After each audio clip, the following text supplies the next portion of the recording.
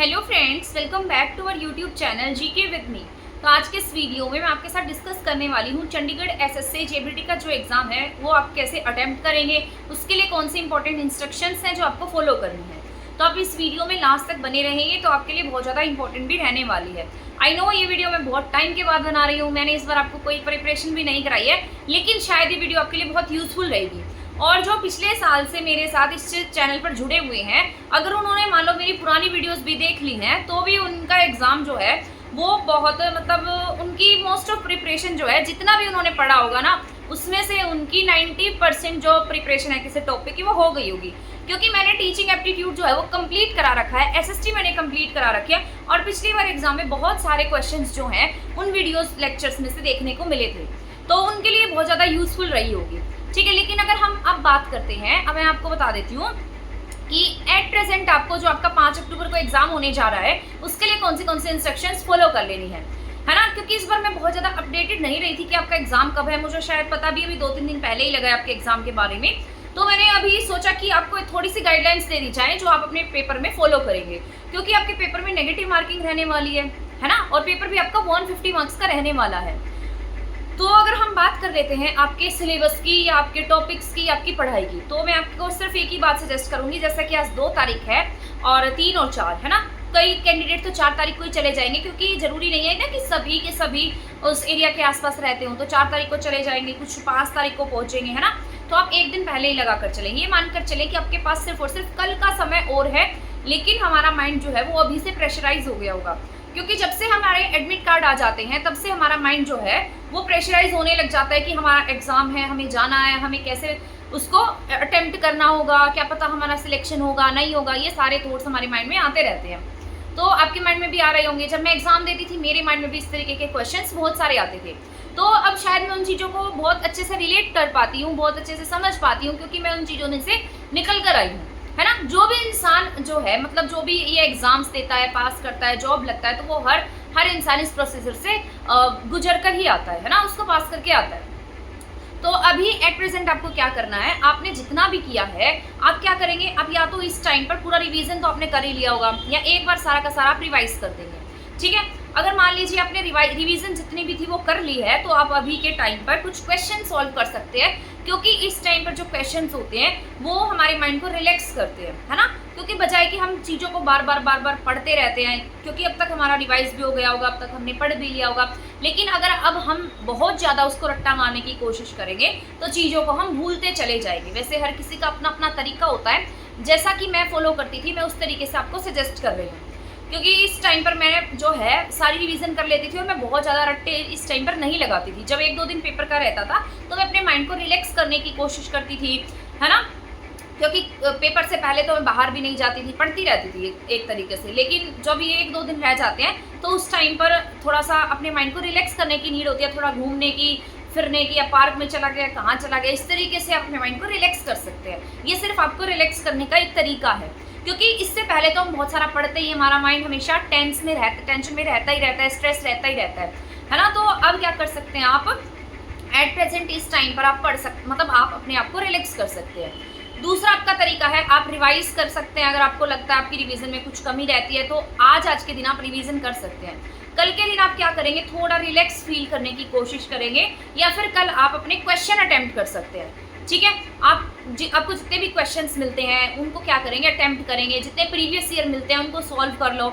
इससे भी हमारा थोड़ा कॉन्फिडेंस जो है वो बूस्ट हो जाता है, क्योंकि जब हम क्वेश्चन करते हैं, मान लो हमारी प्रिपरेशन अच्छी है और हमने इस टाइम पर क्वेश्चन किए, हमारे सॉल्व होते गए, तो हमारा कॉन्फिडेंस जो है वो बूस्ट होता जाएगा। लेकिन ऐसा नहीं है कि पेपर में हमारा वैसा ही सिस्टम रहता है, कई बार पेपर में माइंड प्रेशराइज होता है, आते हुए क्वेश्चन भी हमसे गलत हो जाते हैं, इसलिए पेपर में खुद को बहुत ज़्यादा रिलैक्स रखने की नीड होती है। तभी जो ये 2-3 दिन होते हैं ये थोड़े रिलैक्स करने के होते हैं, इन दिनों में आपको रट्टा मारने की नीड नहीं होती है। इसलिए मैं आपको कह रही हूँ कि पेपर के 2-4 दिन पहले आपको रट्टा मारने की जरूरत नहीं है। अब बात कर लेते हैं पेपर अटेम्प्ट की। पेपर अटेम्प्ट में आप क्या करेंगे, जैसे कई बार क्या होता है पोर्शन वाइज क्वेश्चन दिए गए होते हैं, कई बार बिना पोर्शन के क्वेश्चन आ जाते हैं। आई थिंक आपके एग्जाम पेपर में पोर्शन वाइज क्वेश्चन ही आएंगे, क्योंकि उसमें ऐसे नंबर डिफाइन करके दे रखा है कि 30 मार्क्स का टीचिंग एप्टीट्यूड है, 15 मार्क्स का मैथ एप्टीट्यूड है, 15 मार्क्स की रीजनिंग है, 10 मार्क्स की हिंदी है, इंग्लिश है, और शायद आपके एग्जाम में पंजाबी भी आएगी, क्योंकि बहुत सारे कैंडिडेट ऐसे हैं जिनको पंजाबी भी नहीं आती है और नेगेटिव मार्किंग भी है। तो उस नेगेटिव मार्किंग को देखते हुए मान लो आपको पंजाबी बिल्कुल भी नहीं आती है, तो आपको पंजाबी के क्वेश्चन करने की नीड नहीं है। आप वो बाकी क्वेश्चन करिए जो आपको आते हैं, जो आपको सही पास करा सकते हैं। कई क्वेश्चन ऐसे होते हैं जिनमें हमको डाउट रहता है, मान लो 4 ऑप्शन है ना, उसमें से हमें 2 के बीच में डाउट है, तो आप बहुत सोच समझ कर उसको अटेम्प्ट करना। जो आपको लगता है कि ये सही हो सकता है, अपना दिमाग लगाना उस क्वेश्चन पर, उसको छोड़ना मत। जिस क्वेश्चन में डाउट होता है ना, उसको छोड़ना मत, उसको कर देना, है ना। और थोड़ा दिमाग लगा लेना, क्योंकि कई बार ऐसा होता है जब हम थोड़ा सा दिमाग यूज करते हैं तो अपने आप उसका आंसर हमारे माइंड में आ जाता है। कई बार आंसर ही क्वेश्चन में छिपा रहता है और हम उसको ढूंढ ही नहीं पाते हैं, तो क्वेश्चन को 2-3 बार पढ़ने से ही हमें उसका आंसर अपने आप मिल जाता है। नेगेटिव मार्किंग है तो भी आपको ये नहीं सोचना है कि हमें कम क्वेश्चन अटेम्प्ट करने हैं, तो भी ज़्यादा से ज़्यादा क्वेश्चन अटेम्प्ट करने की आपको कोशिश करनी है। लेकिन सिर्फ तुक्के बेस नहीं होने चाहिए कि आपने तैयारी ही नहीं की और आपने तुक्के लगा दिए सब क्वेश्चन में, है ना, ऐसा भी नहीं होना चाहिए। तो आप सिर्फ वही क्वेश्चन करेंगे जो आपको आते हैं, और दूसरे आप वो क्वेश्चन करेंगे जो सेकंड थॉट के बाद, यानी कि 2-3 बार उसको पढ़ने के बाद, 2-3 बार उस पर विचार करने के बाद आपको लगता हो कि ये क्वेश्चन मेरा ठीक हो सकता है, तो आप उसको अटेम्प्ट करेंगे। आ गया समझ में इतना? आई थिंक आपको मेरी बातें समझ में आ रही होंगी जितनी मैं आपको बता रही हूँ। और 150 मार्क्स का क्वेश्चन पेपर है ही, और टाइम को मैनेज करके चलेंगे। ये नहीं है कि एक क्वेश्चन पर ही आप 15-20 मिनट लगाए जा रहे हैं, फिर आपका पेपर भी रह जाएगा। आपको 150 मार्क्स के अकॉर्डिंग अपने टाइम को डिवाइड करके ही काम करना है। अगर आपका आई थिंक आपका ये ऑफलाइन पेपर होता है, ऑफलाइन होता है तो आपको टाइम जो है रूम में लगा रहता है, तो उस पर ध्यान देते रहना है, उसको देखते रहना है कि कहीं हमारा टाइम तो नहीं निकल गया, कहीं हम पीछे तो नहीं रह गए हैं, तो इन चीज़ों का भी ध्यान रखना है। और जो सर्कल होते हैं उनको बहुत अच्छे से फिल करना है। आप एक जो ऐसे इस तरीके से शीट दी गई होती है, उसमें सर्कल होते हैं, उन सर्कल्स में से 2 सर्कल आप इकट्ठे फिल नहीं कर सकते। अगर आप ऐसा करते हैं तो आपकी शीट जो है मतलब उस क्वेश्चन का नंबर जो है वो डिस्क्वालीफाई हो जाता है। शीट पर कोई भी स्क्रैच नहीं करना है, अगर आप स्क्रैच कर देते हैं तो आपकी सीट जो है वो डिस्क्वालीफाई हो जाती है। उस पर अपना नाम, रोल नंबर, जो भी डिटेल है उनको अच्छे से फिल करना है, कोई भी डिटेल को आधा अधूरा आपको नहीं रखना है, ठीक है। तो मेरी तरफ से आपको बहुत बहुत शुभकामनाएं, ऑल द बेस्ट। जिनका पिछली बार सिलेक्शन नहीं हुआ था, मैं ऐसी आशा करती हूँ कि उनका इस बार जरूर से जरूर सिलेक्शन हो, या जिस भी बच्चे ने, जिस भी स्टूडेंट ने बहुत ज़्यादा मेहनत की है उनका पेपर जरूर से जरूर पास हो, क्योंकि जो भी इंसान मेहनत करता है उसको उसकी मेहनत का फल जरूर मिलना चाहिए। अब हम पढ़ते नहीं है, तुक्के लगा आते हैं पेपर में और घर आकर कहते हैं कि सरकार ही ऐसी है, पेपर ही ऐसा है, या सिस्टम ही खराब है, तो ये बातें सरासर गलत है। हम दूसरों को इल्जाम देने से पहले खुद को सोचना चाहिए कि हमने कितनी पढ़ाई की थी, क्या सच में हमने जो पेपर किया वो हमारा पेपर बिल्कुल सही था। अगर आप इतना पढ़ने के बाद पेपर सही कर रहे हैं और फिर आप उसमें रहते हैं, या आप के कट ऑफ से ज़्यादा मार्क्स थे लेकिन आपका नाम नहीं आता, तो सिस्टम को हम गलत कह सकते हैं। लेकिन अगर हमने पेपर ही नहीं किया है, या हमने क्वेश्चन ही अटेम्प्ट नहीं किया है, या हमारे क्वेश्चन ही गलत है, उसके बाद हम गलत बोल रहे हैं, तो ये बिल्कुल गलत बात होती है ना। आपको सिर्फ और सिर्फ पॉजिटिव रहना है, क्योंकि नेगेटिव रहने वाले लोग बहुत सारे मिल जाते हैं। बहुत सारे लोग आपको डीमोटिवेट करने की कोशिश करते हैं, बहुत सारे लोग ये कहने की कोशिश करते हैं, हाँ आजकल के टाइम में तो कहाँ नौकरियां मिलती हैं, ये तो किस्मत की बात होती है, ये तो लक की बात होती है ना। इस तरीके की बातें आपको बहुत सारी देखने को मिलेंगी। बट मैं यही कहूँगी कि आपको सिर्फ और सिर्फ मेहनत करनी है, इन सारी की सारी बातों पर आपको ध्यान नहीं देना है। आपको अपना पेपर बहुत रिलैक्सिंग माइंड से करना है, आपको कोई गलती नहीं करनी है, आपको जितने क्वेश्चन आते हैं उतने अटेम्प्ट करने हैं। जो सेकंड थॉट से क्वेश्चन आ जाए उसको अच्छे से अटेम्प्ट करना है ना। लेकिन जो क्वेश्चन बिल्कुल भी नहीं आता है उसको आपको नहीं करना है, क्योंकि आपकी नेगेटिव मार्किंग है।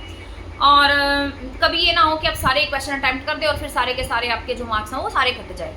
तो आपको ऐसी गलती नहीं करनी है। आपको अपना पेपर बहुत अच्छे से अटेम्प्ट करके आना है। टीचिंग एप्टीट्यूड के क्वेश्चन ऐसे होते हैं जो 3-4 बार रीडिंग से अपने आप ही समझ में आ जाते हैं, उसमें आपको बहुत ज़्यादा दिमाग लगाने की जरूरत नहीं होती है। हाँ, ये मान सकते हैं जो थोड़े फैक्ट बेस हैं वो हमें नहीं आते हैं, लेकिन जो थोड़े कंसेप्ट बेस होते हैं उन क्वेश्चन को हम ईजिली अटेम्प्ट कर सकते हैं। तो आपको ये सारी की सारी बातें ध्यान रखनी है, अपना पेपर अच्छे से करके आना है। तब तक चैनल के साथ बने रहना। और बस मुझे आपको यही छोटी छोटी इंस्ट्रक्शंस देनी थी। आई थिंक आपके लिए यूज़फुल रही होंगी। और फिर हम मिलेंगे नेक्स्ट वीडियो में किसी नेक्स्ट टॉपिक के साथ। आपको लगता है कि आपको किसी और चीज़ पर वीडियो की ज़रूरत है तो आप मुझे कमेंट सेक्शन में ज़रूर बताइएगा, मैं आपकी ज़रूर हेल्प करूँगी। और शायद मैं एक लाइव सेशन भी लेकर आऊँगी जिसमें आप मुझसे कोई भी डाउट अपना पूछ सकते हैं। ठीक है, तो मिलेंगे नेक्स्ट वीडियो में नेक्स्ट टॉपिक के साथ, किसी नेक्स्ट इंस्ट्रक्शंस के साथ। तब तक आप हमारे चैनल के साथ बने रहें। थैंक यू, धन्यवाद।